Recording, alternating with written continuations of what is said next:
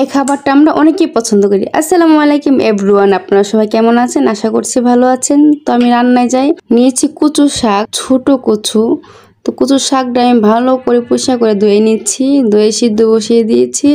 দেখেন একদমই গলে গেছে। তো আমি ভালো করে চিপে চিপে পানিটা ফেলে দিচ্ছি। দেখেন অল্প একটু হয়ে গেছে। কিন্তু আমি এবার রান্না করবো ইলিশ মাছের মাথা দিয়ে, তাই জন্য মাথা কেটে হলুদ লবণ দিয়ে মাখিয়ে আমি ভেজে নিচ্ছি।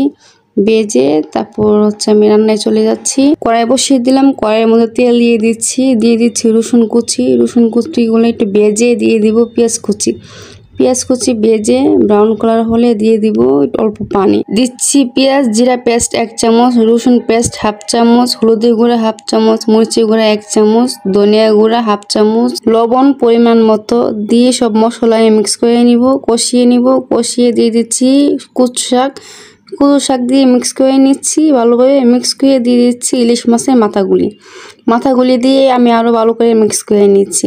মিক্স করে দিয়ে দিচ্ছি কয়েকটা কাঁচামরিচ দিয়ে আমি আবারও মিক্স করে নিচ্ছি। মিক্স করে আমি ভাজা করে নেব। ভাজা করে তারপর আমি নামিয়ে নেব। তো এই যে দেখেন আমার কচু শাক রেডি। আল্লাহ হাফেজ। আপনারা বাসায় ট্রাই করবেন।